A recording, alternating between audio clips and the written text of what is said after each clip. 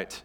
We are going to be talking today, or in this morning, in this part of this, a little bit more of this phases, the way that we move through this story. And so, I think about a moment that my wife and I had a few years ago. We were celebrating our 15th anniversary on the island of Maui, and one of the things that we decided to do is go on a helicopter ride. So we went around this island on this helicopter, and we went to this place. And there's this incredible dramatic waterfall, and we're just like, this is incredible. And the pilot said, "Hey, there's a pathway to this. You can actually hike to it." And so I lean over to my wife and I say, "Hey, we're going to hike to this." And I didn't realize what I was getting into.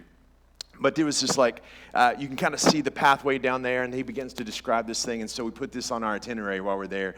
And so we begin this hike, and it was just a radically different difference between flying into this and seeing the entire landscape and seeing how beautiful, and then being on the ground and being able to kind of navigate through the foliage and through the trees and through the rivers. And in this, it was just it was the same moment, right, to be able to see this waterfall, but from two different perspectives. And I hope that we get to do this a little bit now, too, as you've kind of heard this overview of what this looks like. But I want for us to be able to see this in the context of really resonate in the nuts and bolts part of this. So we're going to be ultimately just trying to figure out how to communicate how we've walked through this. And so when you walked in, you had this piece of paper that really describes some of these phases. And as we get into that, we're just going to hopefully be able to kind of see some of these things that really make up Resonate Church. Getting to that, really what I want to help clarify, and we're going to have to move through this really quickly, so we're going to download a lot of information, but in that, those phases are only doable because of a couple of driving forces, and I want to describe for you the two driving forces that have allowed us to progress through that as well. The first thing that I would say is one of the driving forces of Resonate Church, when we begin to say, how do we navigate to these places on the ground, is really this idea that internal to us, there's this drive towards innovation, and there's drive to change things and to help them to really begin to progress. There's a guy named Gary Hamel that says this: organizations lose their relevance when the rate of internal change lags behind the rate of external change.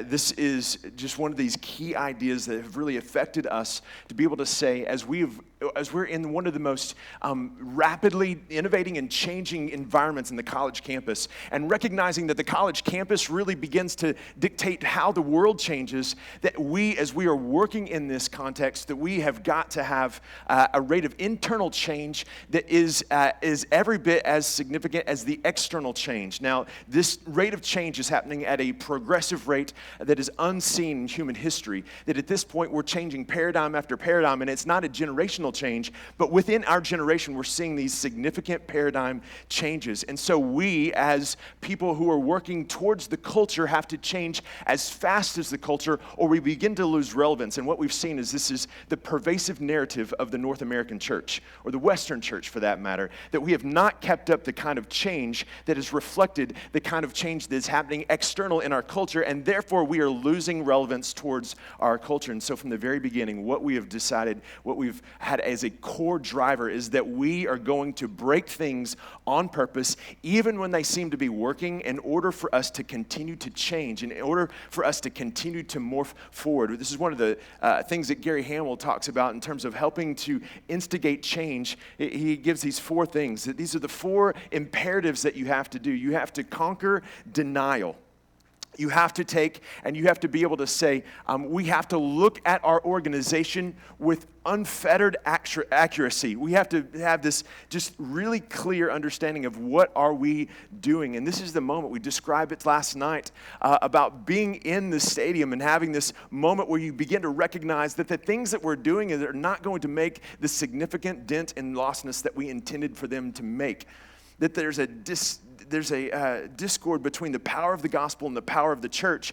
And if that's the case, we have to do something about the power of the church, right?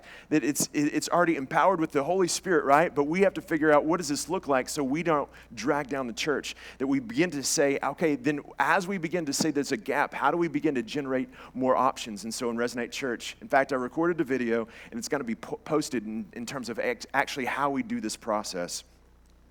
But we begin to say, what are the options, and what does this look like, and what is out there? And so these phases, you're going to look at these, and what you don't see is all of the stuff that's been behind there. It's describing how we walked through this. The other thing is to challenge orthodoxy. The idea is no sacred cows. That when we begin to get this, that just because it's working doesn't mean it's best. That good is the enemy of best sometimes. That the greatest pathway from the very best thing is very, very good things that are easier to get to. And so we've always talked about this, and we've always decided, hey, as a part of our rhythms, we're going to try to get together, and we're going to break the things that we created in order to create something even better. And the last thing is to reinvent management. And I'll share with you just a little bit about how our network works to try to reverse the idea of reverse the pathways by which the ideas that affect our organization are populated from the outside and not the inside, from the edges of our organization, not the center of our organization.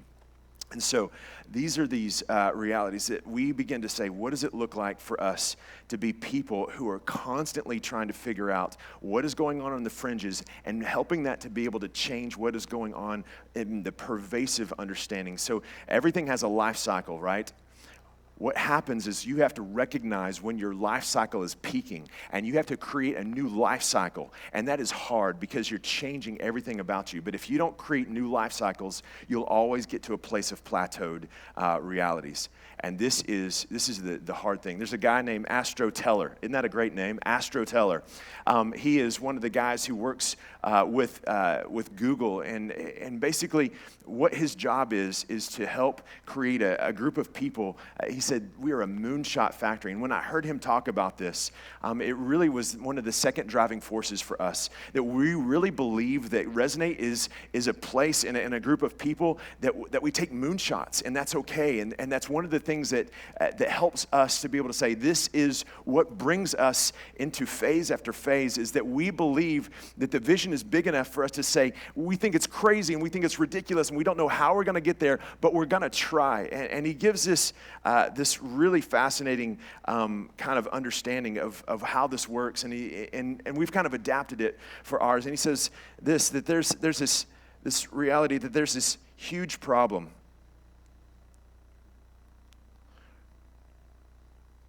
And for us, this huge problem goes back to this reality that there are a generation that are rapidly leaving the church, right? That are not considering Jesus at all. That there's this massive gap in terms of people who are lost, and ultimately people going to have a decision to make before their maker about whether or not they are going to follow or not, and many of them don't have the answer to that, right? This is massive problem about what is going on in our colleges.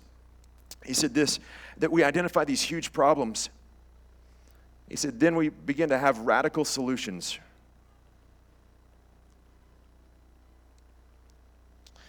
And for us, this is this reality. We've tried to take this, and we didn't have this framework the whole time, but this is kind of what we've been doing. Begin to say, okay, if there's a huge problem, it demands a radical solution, that we cannot continue to do things the way they've always been done. And what is that going to look like in our context? So this is the birth for us, the collegiate church planting idea, is we have to have a radical solution to a huge problem. And the last part of this is they identify this, that's a horrible circle, but these breakthrough methodologies. Oops. So this breakthrough methodology is That's horrible. But you get this idea about being able to say, hey, there's this radical solution, but around this, we have to create all these new realities to be able to figure out how we do this solution. And so for us today, you're going to get to hear about some of these breakthrough realities or breakthrough methodologies that we're trying to create. At the very center of this goes back to this reality that there's a biblical motivation.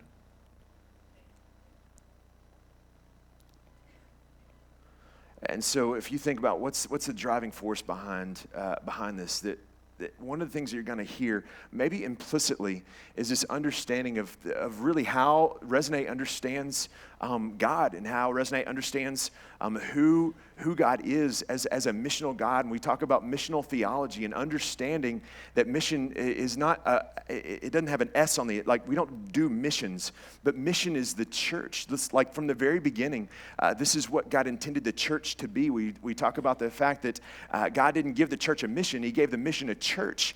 And in that is a really key understanding from the very beginning as we think about how we operate. This is how we get through those phases. So I just want to give you the understanding that before we talk about these phases, this idea of being a place of innovation and change and being a place that we say, hey, moonshots are okay, that one of the things that we have is Josh will talk about this in our staff culture, is really just about this idea of being able to take risks. And make sure that is a part of the inbred understanding of who we are in our DNA, to be able to take risk. And so this is how we've been able to progress through this. And so we'll continue to go. So I want you to kind of see this progression. And to help you understand what this is in our context really is where we've come from and where we're headed.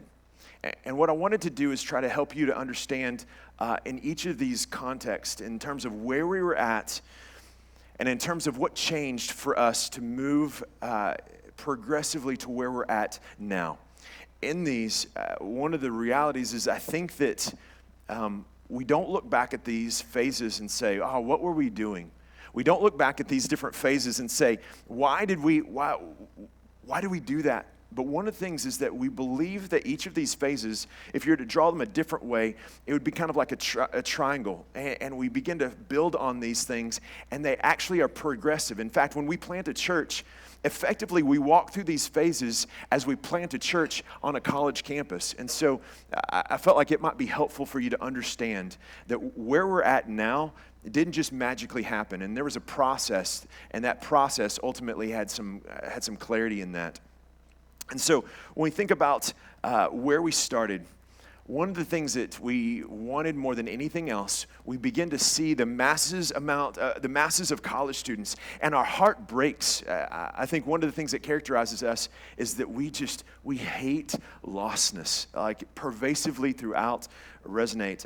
There is a deep angst about lostness on our campuses. And we begin to see this reality that all of these college students weren't living the worldview of the gospel, and that it is lost upon them. And we look at them and we have compassion, right? Jesus looks over Jerusalem. It's a little bit like we look over our campuses, and we begin to have compassion in terms of what it looks like. And we wanted to say to them from the very beginning, if you just understood the gospel, if you just understood who Jesus was, what we want to make sure is that we don't get caught up in presenting Jesus in a non-culturally relevant format. And so at the very beginning, what we wanted to do is to make sure that the gospel was presented in a way that college students that have no background in the church would be able to be, it would be palatable, it would be understandable, it would be digestible. And that was really the motivation from the very beginning. If you were to say, what did you want to do? The most significant idea that we had was to be a church where Jesus would be relevant to college students. And this is, if you look at that, really what we thought was that you used events to do this, that was the entry point into our church. And that what we decided is that if we created a gathering that had relevant music, that had relevant speaking, that really felt like a college experience, that was the thing that we would be able to say, hey, that is what's successful. And so when we began to think about what it looked like for us to approach the campus, really it was just a few staff members that are basically living out this missional, these missional thoughts. But really what we began to have more than anything else was believers who really thought that we did church better than anyone else in town. So that was the initial population of our church. Was just people that, hey, I'm kind of frustrated with this baby boomer version of this, and I really want something that's more related back to who I was and my needs and the way that I see the world. And that was really what it looked like. So we put in here even these sermon series. And so from the very beginning, we did this sermon series called Abolition. And really, basically, we took and said, hey, we want to take and be able to help you to understand this idea that God's worldview on the world and who you are and your identity is radically different than where you see in anywhere else. And this is this thing that we see, and I gave you some just numerical realities as we started off there. But I think that in any place that we go to, we have to establish that the pathway of Jesus is better than the pathway of the world. And we established the understanding of relevance. And that was this first phase. And this first phase began to be able to really change for us when we began to, there's this moment that there's this girl, last night we were worshiping in the building we started off, and at the very beginning we had tables because we wanted to be like, hey, we want to make sure that this looks radically different than anything else. So we're going to worship around tables. And so I remember at the very front there was this girl, her name was Chrissy, and Chrissy was not a believer. And Chrissy would sit in the very front, and she would just, the whole time, she would be there with her arms crossed, legs crossed like Indian style, just looking, and it was like, impress me, preacher. It was like the feeling, like the vibe. And it was this fascinating thing. She wouldn't stand, she wouldn't sing. But eventually what happened is Chrissy decided to follow Jesus. And I remember having a conversation with Chrissy. And I thought I knew the answer, but I asked the question, hey, Chrissy, what was the deciding point from you deciding not to follow Jesus to you beginning to follow Jesus? She said, that's what made me think that Jesus is real. And we began to realize that there's only so many people who on our campuses are willing to come in and really relevant worship environments where the thing that actually connects to them, and especially in the Northwest, we talk about low-hanging fruit. We'd picked all the low-hanging fruit. And we realized that there was something more. There was a difference that needed to be happening, and that was the connection of community that led to the realization of having the gospel as a relevant worldview. And so we began to pivot from just saying, hey, we want to be a relevant group of people. And we began to say, you know what, it's not just relevance. There's got to be something more. And we began to morph towards an idea of really trying to create community in a very radical way. We thought it was radical way because really what it was is it was invasive community.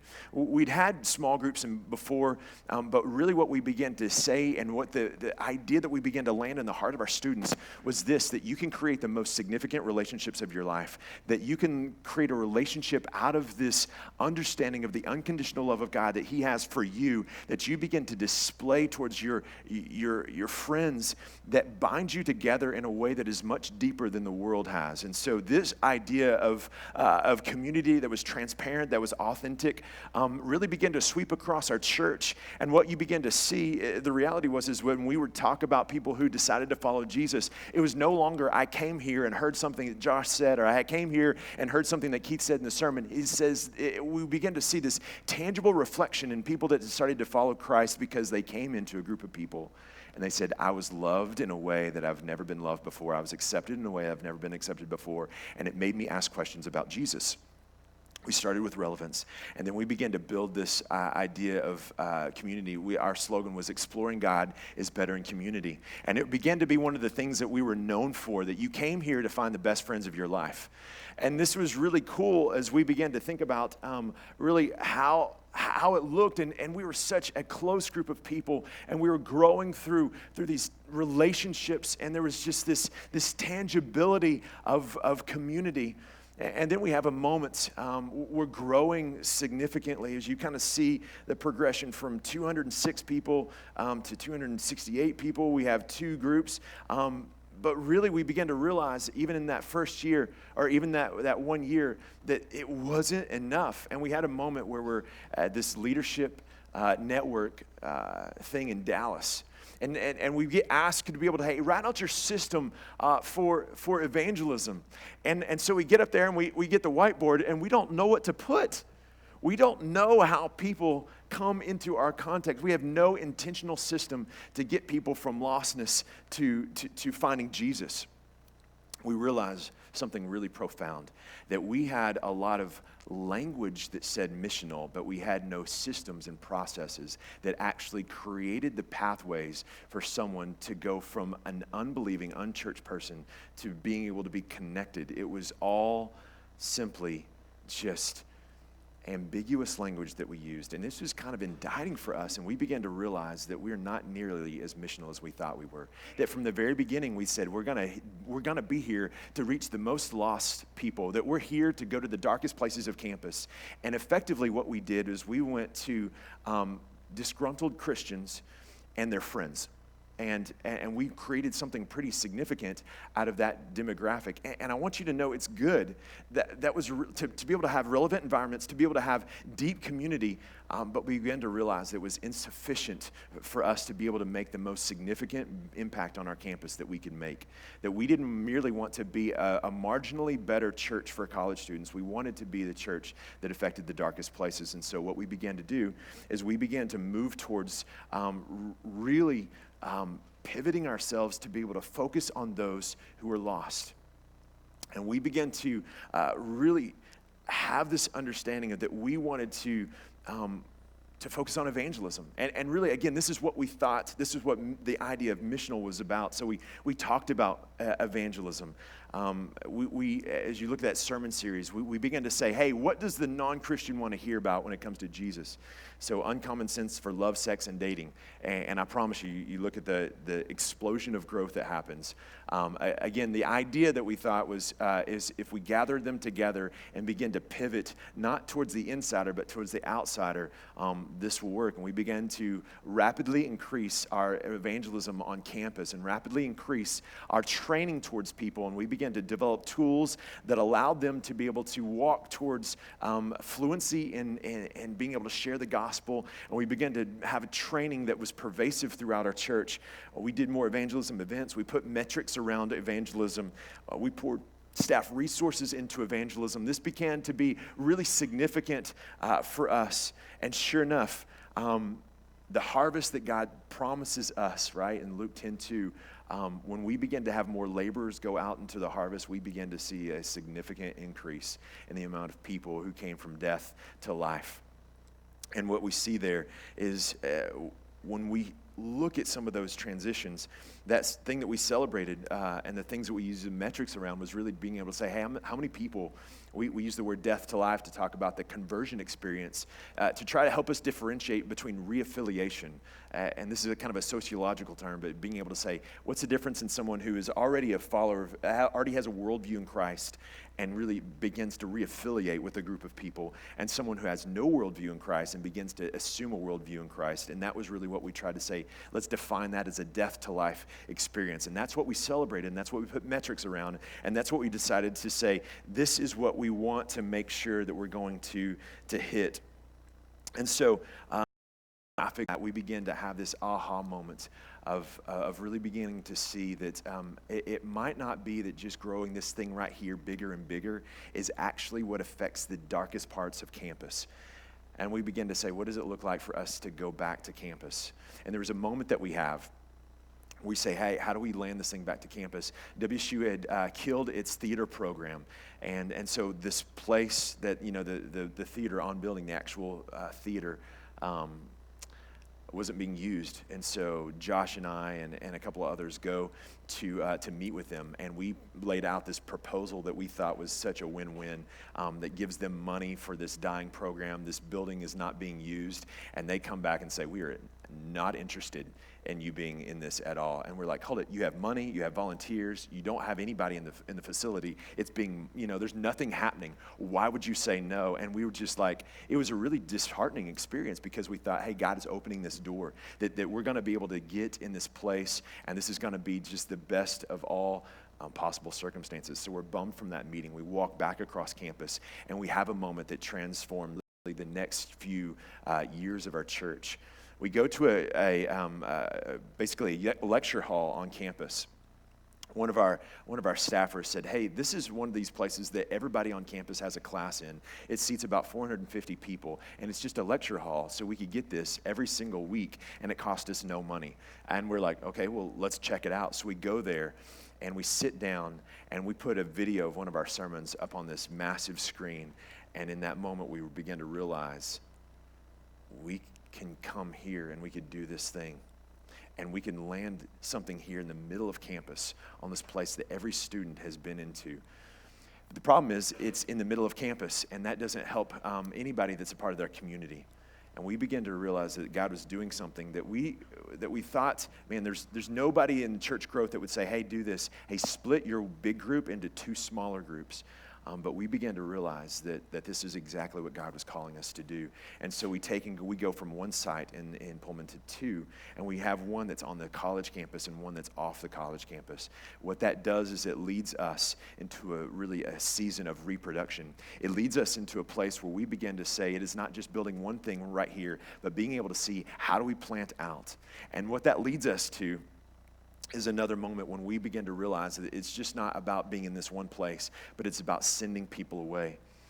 And as we prepare for sending Jacob and Jessica out to Ellensburg as a part of this reproduction phase in our church about planting churches, one of the most powerful moments was sitting in basically a vision casting session that they're going to have. It's January 2014. They're planning on launching just a few months, or planning on moving in just a few months after that. And I sit there in their room, and I hear, basically Jacob said, hey, why are you here? Why are you here at this interest meeting? And bit by bit, all of these students begin to say, I want to leverage my life for church planting. I want to be sent out to this campus. I can think of no better way for the next phase of my life to be able to than to be able to be sent out. And I'm here in this room, right? I'm in the back. I'm just observing this whole thing, and you just begin to recognize that when college students start to have that mentality, that they can leverage their life for mission. It's like we can do just about anything. And so that leads us to this phase that we're in, where we begin to actually believe that really everyone in our church can begin something new. Everyone in our church, everybody can take and understanding the depth of the priesthood of the believer, more than just a salvation understanding of having a personal relationship with God, that we connect that to the mission of God, and we begin to believe that multiplication is possible. We begin to see that if you do this, then actually the math of this begins to explode, and we begin to pivot our church. And right now, we would say that we're trying to figure out what multiplication looks like. And so 21 by 21 is really us beginning to say, what if we created a vision that demands multiplication? Because implicitly, the difficulty is that no one really wants to go to people that they don't know if it sacrifices and if it costs something to the people that they know. But what if we did that? What if we began to think that everyone could actually do something for the kingdom of God? Everyone is a seed to plant something new. And so what it required from us is a radical change in what we thought. If you look at that idea, the difference between quality control, like making sure that everything was done exactly right, to coaches.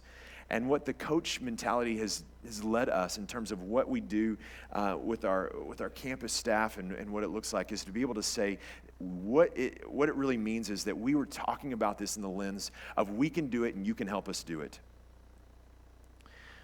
But the shift happens when we actually begin to believe that you can do it, and our goal is to help you to do it. You can do it, we can help.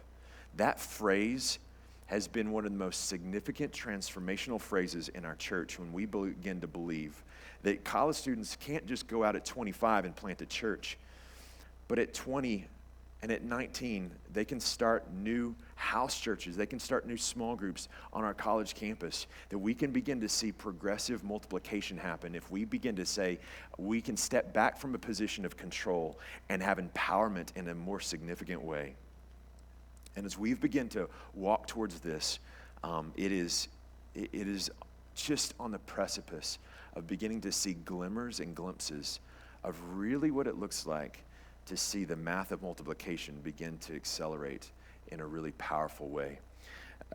I want you to get, though, that before we got to multiplication, all of these things kind of built upon themselves. That before we get to this spot, even when we launch on campus, that if we skip one of these steps, that what we're multiplying is actually somewhat limited. That if we think about, I'm just going to multiply, but I'm not basing that upon an idea of creating a relevant worldview that has a deep kind of community, that really has mission at the center of it, being able to bring people to Christ, that has this in a way that we begin to see ourselves as sent to the world. And ultimately, as we begin to say, hey, what we're looking for, I think one of the key things is that demographic. We're looking for not just people who are open to the gospel, not just people who are cool believers, not just people who are people of peace. Here's what we're looking for: people who want to engage. People who say, I want to be the extension of this vision, the extension of the mission of God to the rest of the world. And I'll say this one thing, that as we begin to talk about this generation, I think if we would go all the way back to trying to create relevant environments, that one of the most significant things that this generation that we're seeing in college, they want someone to say, hey, you can do it. I mean, it's the pervasive narrative. The great thing is that the mission of God and the culture right now are intersecting in a powerful way, that they already believe that they can do it, that in the back of their head, they've heard enough of the 20-year-old millionaires, right? The startups, all of this stuff, to already believe that they can do it. Now what we get to say is, hey, what you get to do is something that's radically sacrificial, but God can do this in your life. And I want you to get that in this moment, we're talking about college students, and more than anything else, they're poised to make the greatest moment of movement that I think that we've ever seen. That we've seen the house church movement, we've seen this stuff happen outside of the U.S., but I think that we have the potential of seeing this happen in the U.S. in a unique capacity for college students if we'll just think, how do I engage them, not how do I entertain them? So that's where we're at, and that's these phases, and I want you to get, they're progressive, and we're learning this. We haven't arrived, but that's really where we're at. So I'm going to invite Brian up here, and we'll transition, but just giving you a little bit of a context for where we're at in this. Thanks a lot, Keith, man. Really appreciate what you're sharing and the way that you're sharing it.